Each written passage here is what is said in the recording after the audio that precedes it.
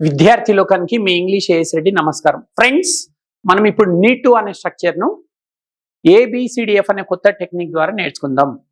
ABCDF అంటే anybody can dance in English for ever. ఇప్పుడు మనం నీట్ స్ట్రక్చర్ గురించి చూద్దాం. చూస్తున్నారు కదా ఫ్రేమ్లో నీడ్ టు అని చూస్తున్నారు కదా, కింద సూత్రం ఉంది కదా, సబ్జెక్ట్ తర్వాత నీడ్ టు వచ్చి V1 తర్వాత ఎక్స్ట్రా వర్డ్స్. ఐయుది అనే సబ్జెక్ట్స్ వచ్చినప్పుడేమో నీడ్ టు తీసుకోవాలి, హీ షీట్ అనే సబ్జెక్ట్స్ వచ్చినప్పుడేమో నీడ్కి ఎస్ చేర్చాలి. మరి ఈ స్ట్రక్చర్ని ఎప్పుడు వాడాలి? ఏదైనా సరే ఒక పనిని చేయాల్సిన అవసరం ఉంది అంటాం, నేను ఇంగ్లీష్ నేర్చుకోవాల్సిన అవసరం ఉంది అంటాం, అంటే I need to learn English. ఇలా ఏదైనా సరే ఒక పని చేయాల్సిన అవసరం ఉంది అంటే నీడ్ టు రావాలి. ఎగ్జాంపుల్స్ చూద్దాం. I need to learn English, నేను ఇంగ్లీష్ నేర్చుకోవాల్సిన అవసరం ఉంది. We need to learn English, మేము ఇంగ్లీష్ నేర్చుకోవాల్సిన అవసరం ఉంది. You need to learn English, మీరు ఇంగ్లీష్ నేర్చుకోవాల్సిన అవసరం ఉంది. They need to learn English, వారు ఇంగ్లీష్ నేర్చుకోవాల్సిన అవసరం ఉంది. He needs to learn English, అతడు ఇంగ్లీష్ నేర్చుకోవాల్సిన అవసరం ఉంది. She needs to learn English, ఆమె ఇంగ్లీష్ నేర్చుకోవాల్సిన అవసరం ఉంది. ఐయుది వచ్చినప్పుడు నీడ్ టు రావాలి, హీ షీట్ వచ్చినప్పుడు నీడ్స్ టు రావాలి. అంటే వాక్యాలు ఎలా నిర్మించాలో నేర్చుకున్నారు.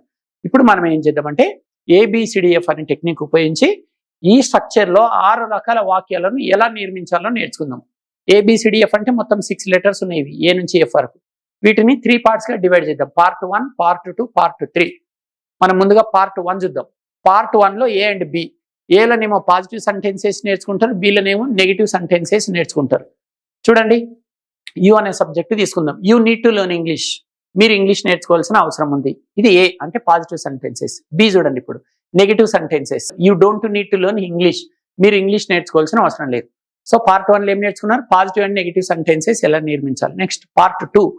పార్ట్ 2లో yes no questions, positive yes no questions, negative yes no questions అడగడం ఎలా. సిలోనేమో పాజిటివ్ క్వశ్చన్స్ నేర్చుకుంటారు, డిలోనేమో నెగిటివ్ క్వశ్చన్స్ నేర్చుకుంటారు. Do you need to learn English, మీరు ఇంగ్లీష్ నేర్చుకోవాల్సిన అవసరం ఉందా. నెక్స్ట్ డి చూడండి, negative yes no questions. Don't you need to learn English, మీరు ఇంగ్లీష్ నేర్చుకోవాల్సిన అవసరం లేదా.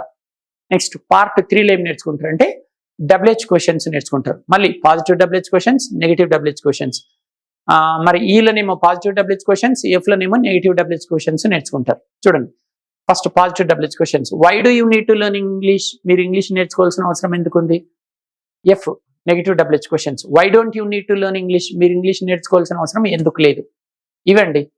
ఇప్పుడు మనం ఏం చేద్దామంటే 6 టైప్స్ ఆఫ్ సెంటెన్సెస్ ఒకటే ఫ్రేమ్లో చూద్దాం. రైట్, చూస్తున్నారు కదా, ఇక్కడ ఫ్రేమ్ చూస్తున్నారు కదా. మనం నీడ్ టు అనే స్ట్రక్చర్ను ఉపయోగించి 6 రకాల వాక్యాలను ఎలా నిర్మించాలో ఒకే ఫ్రేమ్లో నేర్చుకుంటున్నాం. A positive sentences, you need to learn English, మీరు ఇంగ్లీష్ నేర్చుకోవాల్సిన అవసరం ఉంది. B negative sentences, you don't need to learn English, మీరు ఇంగ్లీష్ నేర్చుకోవాల్సిన అవసరం లేదు. C positive yes no questions, do you need to learn English, మీరు ఇంగ్లీష్ నేర్చుకోవాల్సిన అవసరం ఉందా. D negative yes no questions, don't you need to learn English, మీరు English నేర్చుకోవాల్సిన అవసరం లేదా. E positive WH questions, why do you need to learn English, మీరు English నేర్చుకోవాల్సిన అవసరం ఎందుకుంది. F negative WH questions, why don't you need to learn English, మీరు English నేర్చుకోవాల్సిన అవసరం ఎందుకు లేదు. చూశారు కదా ఫ్రెండ్స్, మీరు ఇవే వాక్యాలను షీ అనే సబ్జెక్ట్ తీసుకొని 6 రకాల వాక్యాలను నిర్మించి కామెంట్ బాక్స్లో పోస్ట్ చేయండి.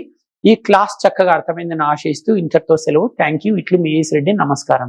2 తెలుగు రాష్ట్రాలలోని ప్రభుత్వ మరియు ప్రైవేటు పాఠశాలలో పనిచేస్తున్న ఉపాధ్యాయ బృందానికి మరియు ప్రభుత్వ ప్రైవేటు సంస్థలలో పనిచేస్తున్న ఇతర ఉద్యోగస్తులందరికీ మీ ఇంగ్లీష్ ఏఎస్ రెడ్డి నమస్కారం. మీలో చాలా మందికి ఇంగ్లీష్ నేర్చుకోవాలనే డ్రీమ్ తప్పకుండా ఉండవచ్చు. కొందరు 20 సంవత్సరాల నుంచి పోస్ట్ పోన్ చేస్తూనే ఉన్నారు, నేర్చుకుందాం అని. కొందరు 15 సంవత్సరాల నుంచి, కొందరు 10 సంవత్సరాల నుంచి, అతి కొద్ది మంది ఒక 5-6 సంవత్సరాల నుంచి. సో ఏదో రీజన్ వల్ల ఇది మీ కళని పోస్ట్ పోన్ చేసుకుంటూనే వస్తున్నారు. మీరు ఉద్యోగస్తులు కాబట్టి వివిధ ప్రభుత్వ మరియు ప్రైవేట్ సంస్థలలో మీరు పనిచేస్తున్నారు కాబట్టి మీకు సమయం లేనందువల్ల మీరు ఇంగ్లీష్ నేర్చుకోవడానికి సమయాన్ని కేటాయించలేకపోతున్నారు. కాబట్టి నేను ఉద్యోగస్తులకి, ప్రభుత్వ మరియు ప్రైవేట్ ఉద్యోగస్తులకి కేవలం 7 రోజులలో ఇంగ్లీష్ నేర్పించడానికి 7 days స్పోకెన్ ఇంగ్లీష్ బ్యాచ్ని హైదరాబాద్లో ఏఎస్ రెడ్డి స్పోకెన్ ఇంగ్లీష్ క్యాంపస్లో ప్రారంభం చేయడం జరిగింది. సో ప్రతి సోమవారం బ్యాచ్ స్టార్ట్ అవుతుంది, సండే ఎండ్ అవుతుంది. రోజుకు 7 గంటల చొప్పున మార్నింగ్ నుంచి ఈవినింగ్ వరకు బ్రేక్స్ ఉంటాయి, టీ బ్రేక్స్, లంచ్ బ్రేక్ ఉంటుంది. కేవలం 7 రోజులలో అత్యద్భుతమైన టెక్నిక్స్తో మీకు ఎక్సలెంట్గా ఇంగ్లీష్ నేర్పించి పంపిస్తానని మాటిస్తున్నాను. ఈ అద్భుతమైన అవకాశాన్ని ముఖ్యంగా ఇప్పుడు సమ్మర్ హాలిడేస్ కాబట్టి ప్రభుత్వ మరియు ప్రైవేట్ సంస్థలలో పనిచేస్తున్న, ప్రైవేట్ స్కూల్స్లలో పనిచేస్తున్న ఉపాధ్యాయులు ఉపయోగించుకోండి. టీచర్స్ కాబట్టి మీరు గవర్నమెంట్ స్కూల్ టీచర్స్ అయినా, ప్రైవేట్ స్కూల్ టీచర్స్ అయినా, ఇది సమ్మర్ హాలిడేస్ కాబట్టి మీకు బోల్డ్ అంత సమయం ఉంటుంది. వీలైతే 20 days కూడా మీరు ఇక్కడ ఉండొచ్చు. చాలా బిజీగా ఉండేవాళ్ళు కనీసం 7 రోజులు నాతో స్పెండ్ చేయండి. 7 రోజులలో మీరు ఇంగ్లీష్ నేర్చుకోవాలనే కళని మీరు ఇక్కడ నెరవేర్చుకొని వెళ్తారు. నేను 100% మాటిస్తున్నాను. కేవలం 7 రోజులలో ఇంగ్లీష్ నేర్పిస్తానని మాటిస్తూ మీ అందరికీ స్వాగతం తెలియజేస్తూ ఇంతటితో సెలవు తీసుకుంటున్నాను. ఇట్లు మీ ఏఎస్ రెడ్డి. నమస్కారం.